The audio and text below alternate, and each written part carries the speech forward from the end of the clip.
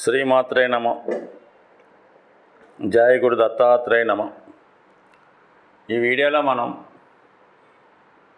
September 16 నుంచి 30వ తారీఖు మధ్యలో జరగబోయే పక్ష ఫలితాలు తులారాశి వారికి ఏ విధంగా ఉండబోతున్నాయి అన్న విషయాన్ని పరిశీలిస్తే, ఒక విధంగా తులారాశి వారికి చాలా గ్రహాలు అనుకూలించడం జరుగుతుంది.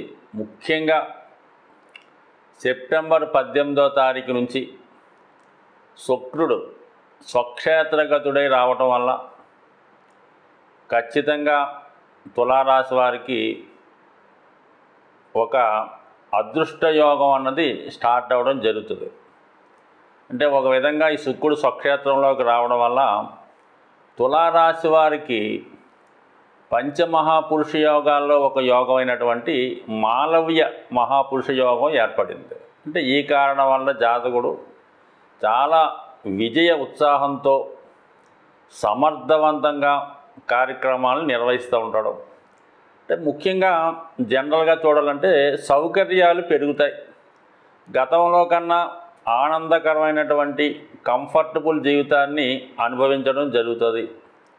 అతనికి ఆత్మీయుల్ని, మనసుకు నచ్చిన వారిని కలుసుకోవడం, వాళ్ళతో తన యొక్క కష్ట సుఖాలను పంచుకోవడం జరిగే అవకాశం ఉంది. ఎక్కువగా సొసైటీలో జరుగుతున్నటువంటి పెద్ద పెద్ద ఫంక్షన్స్లో కానీ వేడుకల్లో కానీ పాల్గొనడం జరుగుతూ ఉంటుంది.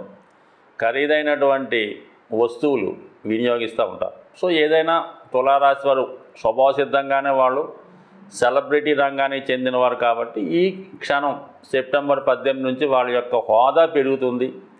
ఫర్ ది సేమ్ టైం ఖర్చులు కూడా ఆ విధంగానే పెరుగుతాయి.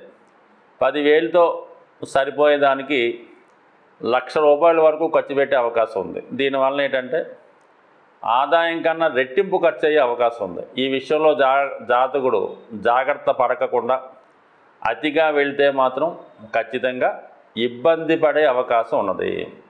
ముఖ్యంగా ఎక్కువగా ఈ తులారాశిలో సినిమా, టీవీ, మీడియా రంగం వాళ్ళు ఎక్కువగా ఉంటారు. టీవీ యాంకర్స్, యూట్యూబ్ యాంకర్స్ వాళ్ళు చాలా ఎక్కువ మంది ఉన్నారు. అటువంటి వారికి గొప్ప విజయ అవకాశాలు వస్తాయి. వారు టాలెంట్కు తగిన గుర్తింపు, వారి సామర్థ్యానికి తగినటువంటి అవకాశాలు చాలా వరకు రావడం జరుగుతూ ఉంటుంది. అలాగే మిమ్మల్ని కావాలని కొంతవరకు మంచి అవకాశాలు ఇవ్వడం జరుగుతూ ఉంటుంది. మీ యొక్క రెమ్యునేషన్ కూడా పెరిగే అవకాశం ఉన్నది. అలాగే మీ సౌకర్యాలు పెరుగుతాయి. సో ఏదైనా మరి తులారాశి వారి యొక్క జాతక చక్రం అదృష్టం సెప్టెంబర్ 18 నుంచి చక్కగా మారబోతుంది. ఇక బుధుడు కూడా మనకి ప్రస్తుతం లాభస్థానంలో ఉన్నాడు. అంటే భాగ్యాధిపతి లాభస్థానంలో ఉన్నాడు. జాతకుడికి ఎంత అదృష్టం, ఎంత టాలెంట్ ఉన్నా, ఎంత ప్రతిభ ఉన్నా అదృష్టం లేనప్పుడు అది ఎందుకు ఉపయోగపడదు. అటువంటి అదృష్ట యోగాన్ని కలిగించే బుధుడు, భాగ్యాధిపతిగా బుధుడు మరి లాభస్థానంలో సంచరిస్తూ ఉన్నాడు అక్టోబర్ 23 దాకా. అంటే ఖచ్చితంగా మీరు చేయబోయే పనులకి ముందుగానే మీరు ధనం అడ్వాన్స్ రూపంలోనో మొత్తం తీసుకునే అవకాశం ఉన్నది. సెప్టెంబర్ 23 నుంచి ద్వాదశ స్థానంలోకి బుధుడు ఎంటర్ అవుతున్నాడు. అంటే మనకి ఉచ్చ స్థానంలోకి రావడం వల్ల జాతకుడికి విదేశ అవకాశాలు వచ్చే అవకాశం ఉంది. అంటే దశమాధిపతి 12లో వచ్చినప్పుడు జాతకుడు ఏం చేస్తుంటాడంటే వృత్తిరీత్యా దూర ప్రాంతం వెళ్ళడం జరుగుతుంటుంది. మరి నవేడేస్లో విదేశం వెళ్ళడం జరుగుతూ ఉంటుంది. మరి ఈ విధంగా ఎక్కువగా సెలబ్రిటీ రంగానికి చెందిన తులారాశి వారు వారి యొక్క షూటింగ్ల నిమిత్తము, సొసైటీలో వారికి ఉన్నటువంటి గౌరవాన్ని బట్టి సన్మానించడానికో, సత్కరించడానికో, లొకేషన్ చూడటాకో ఎక్కువగా మరి విదేశ ప్రయాణాలు చేయడం జరుగుతూ ఉంటుంది. విదేశ అవకాశాలు రావడం జరుగుతూ ఉంటుంది సెప్టెంబర్ 23 తర్వాత. అదే విద్యార్థులకి కంపల్సరీగా విదేశ అవకాశాలు వచ్చే అవకాశం ఉంది. దూర ప్రాంతంలో విద్య అభ్యసిద్దాం అనుకున్న వారికి తగు విధమైనటువంటి సహకారం లభించే అవకాశం ఉన్నది. సో ఏదైనా ఈ బుధుడు యొక్క స్థితి 23 తర్వాత వ్యాపార వర్గంలో ఉన్నవాళ్ళు వాళ్ళ వ్యాపారాన్ని అభివృద్ధి పరుచుకునే ప్రయత్నంలో ఎక్కువగా మరి టెక్నాలజీకి సంబంధించింది ఉపయోగించుకోవడం, మనీ ఇన్వెస్ట్ చేయడం వ్యాపారాన్ని ఇంకా పెంచుకునే ప్రయత్నం చేయడం, తగు విధంగా ఇంప్రూవ్ చేసుకోవడం కూడా జరిగే అవకాశం ఉన్నది. సో ఏదైనా ఈ బుధ శుక్ర స్థితి చాలా అనుకూలంగా ఉంది. శని యొక్క సహకారంతో జాతకుడు తన సామర్థ్యాన్ని పెంచుకుంటాడు. అయితే ప్రభుత్వానికి చెల్లించవలసినటువంటి పన్నులు సకాలంలో చెల్లించకపోతే ఇబ్బంది ఏర్పడే అవకాశం ఉంది. సడన్గా అనుకోని ఖర్చులు కొన్ని వచ్చే అవకాశం ఉంది. ఏదన్నా మనకి కొంతమందికి ఏదైనా జిఎస్టీ రైడ్ అవ్వచ్చు, ఇన్కమ్ ట్యాక్స్ రైడ్ అవ్వచ్చు, సడన్గా ఆరోగ్యం ఇబ్బంది పడవచ్చు, సడన్గా మీ యొక్క పార్ట్నర్ విడిపోవచ్చు. అంటే మీ ప్లానింగ్ అంతా కూడా ఈ అనుకోని హఠాత్ సంఘటన వల్ల ఇబ్బంది పడే అవకాశం ఉన్నది. అంటే లాభాధిపతి రవి వ్యయంలో ఉన్నాడు. అంటే వ్యయంలో ఉన్నటువంటి గ్రహం వల్ల మనకి ఎప్పుడు ఇబ్బంది నష్టం కలుగుతూ ఉంటుంది. సో ఆ కారణం వల్ల మొత్తం మీ ప్రాజెక్టు మీ ప్లాన్లన్నీ పాడు చేసే విధంగా రవి వ్యయ స్థానంలో ఉండడం వల్ల మీకు అనుకోకుండా ఇటువంటి ఇబ్బందులు, ప్రమాదాలు, రైడ్స్ లాంటివి జరిగే అవకాశం ఉంటుంది. కాబట్టి మరి జాతకుడు కొద్దిగా తన యొక్క సమాచారాన్ని రహస్యంగా ఉంచాలి.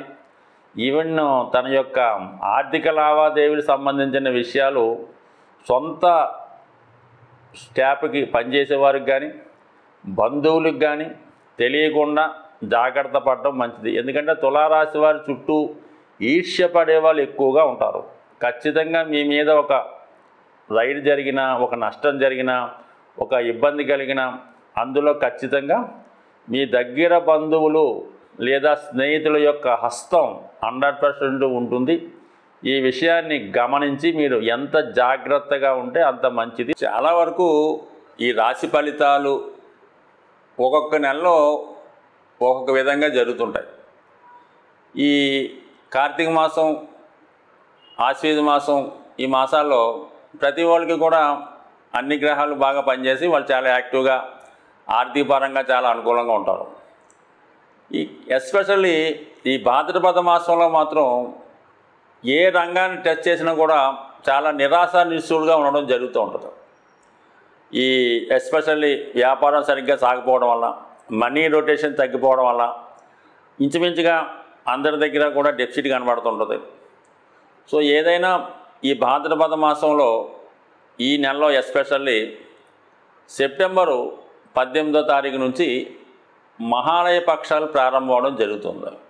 అంటే చాలా వరకు ఈ మహాలయ పక్షాల్లో పితృదేవతల్ని ఆరాధించడం, వారికి తగినటువంటి పరిహారాలు తప్పనిసరిగా చేయవలసి ఉంటుంది.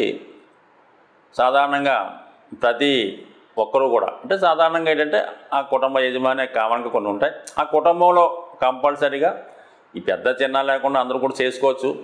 చిన్నవాళ్ళు కాకుండా వాళ్ళు ఈ పెద్దలకి ఈ ఎస్పెషల్లీ మీకు వాళ్ళు పెద్దవాళ్ళని తలుచుకున్నటువంటి ఆ రోజులో కానీ ఎస్పెషల్లీ ఈ మహాలయ అమావాస్య రోజు సాధ్యమైనంత వరకు మీ పెద్దవారి యొక్క పేరు చెప్పి ఏదైనా ఒక దేవాలయంలో కానీ ఎవరైనా ఆ సమాన వయసు కలిగి ఉంటారు, మీ తండ్రి గారే చేద్దాం అనుకున్నారు, తాతగారే చేద్దాం అనుకున్నారు, ఆ వయసు ఉన్నటువంటి వారికి ఏ కమ్యూనిటీ అయినా పర్లేదు, వారికి ఈ ఆహార పదార్థాలు లాంటి ఈ ముడిసరుకు లాంటి డొనేట్ చేయడం వల్ల ఏది అవకాశం లేదనుకున్న వాళ్ళు ఆవుకి ఆహారంగా ఆ రోజు ఏదో కొన్ని నవధాన్యాలు లాంటి ఏదో గోధుమలు, మినుములు ఏదన్నా నానబెట్టిని ఆవుకు పెట్టడం వల్ల కూడా ఇటువంటి ఫలితం వచ్చే అవకాశం ఉంది. సాధ్యమైనందుకు ఇచ్చేయండి. కామన్గా ఈ ధన సమస్యలు పరిష్కారం అవడానికి ఒక అద్భుతమైన రెమెడీ ఏంటంటే ఈ నవే డేస్లో ఎస్పెషల్లీ ఈ భాద్రపద మాసంలో ఆంజనేయ స్వామిని ఆరాధించడం వల్ల ఎస్పెషల్లీ ఎవరైతే ఆర్థికపరమైన సమస్యలతో ఇబ్బంది పడుతున్నారు అనుకున్న వాళ్ళు మీకు దగ్గరలో ఉన్నటువంటి హనుమాన్ ఆలయంలో మంగళవారం రోజు ఆర్థిక సమస్యలు ఉన్నవాళ్ళు మంగళవారం రోజు స్వామికి వడమాల వేయడం వల్ల, దాంతోపాటు తేనె నైవేద్యంగా పెట్టి విధి విధానంగా పూజించడం వల్ల 100% ఆర్థికపరమైన సమస్యలు పరిష్కారం అవుతాయి. వ్యాపారపరమైన ఇబ్బందులు ఉన్నవాళ్ళు, వ్యాపారపరంగా నష్టపోతున్నవారు, విద్యలో విజయం కోరుకున్న వాళ్ళు బుధవారం రోజు స్వామికి తమలపాకుల మాల 41 వేయచ్చు, కామన్గా 108 వేయచ్చు. దాంతోపాటుగా వడపప్పు నైవేద్యంగా పెట్టి మరి స్వామిని విధి విధానంగా ఆరాధించి దాన్ని భక్తులకు పంచిపెట్టడం వల్ల విద్యార్థులు కంపల్సరీగా వాళ్ళు కోరుకున్న విజయం సాధిస్తారు. వ్యాపారులు ఖచ్చితంగా వాళ్ళ వ్యాపారం తిరిగి మళ్ళా పునఃప్రారంభమై కొత్త విషయాలు సాధించే అవకాశం ఉంటుంది. సో ఈ విధంగా ఆంజనేయ స్వామిని ఇంకా మనకి ఏ జీవితంలో ఇంకే దారి లేదు, ఇక సర్వం నాశనం అయింది అనుకున్న వాళ్ళు బుధవారం రోజు ఆంజనేయ స్వామి ఆలయంలో అటుకులు బెల్లం, మీకు ఎంత వీలుంటే అంత అటుకులు బెల్లం కలిపి తయారు చేసి స్వామికి నైవేద్యంగా పెట్టి భక్తులకు పంచిపెట్టడం వల్ల కూడా ఖచ్చితంగా మీకు మరి ఎటువంటి ఇబ్బందుల నుంచి బయటపడడం కూడా జరుగుతూ ఉంటుంది. ఏదైనా అతి శీఘ్రంగా ఫలితాన్నిచ్చే దేవుడు ఆంజనేయ స్వామి కాబట్టి కుజుడు పెట్టినటువంటి అన్ని రకాల సమస్యల నుంచి బయటపడాలంటే కేవలం మీరు ఆంజనేయ స్వామిని ఆరాధించడం వల్ల ఖచ్చితమైనటువంటి విజయాన్ని తొందరగా సాధించే అవకాశం ఉంటుంది. అయితే 100% మరి స్వామిని ఇష్టదైవంతో మరి మీరు ప్రార్థించినప్పుడు ఆ పూజ చేయనప్పుడు ఖచ్చితంగా శ్రీరాముని యొక్క భజన కనీసం మీకు ఒక 18 నిమిషాలు 5 నిమిషాలన్నా శ్రీరాముని భజన చేయడం వల్ల ఆ ఫలితం మీకు వచ్చే అవకాశం ఉంటుంది. అంటే ప్రతిదానికి కూడా ప్రతి సీక్రెట్ ఉంటుంది. ఇందులో హనుమంతుని ప్రసన్నం చేయాలంటే రాముని కీర్తించడం వల్ల 100% మీకు ఫలితం వచ్చే అవకాశం ఉంటుంది. స్వస్తి.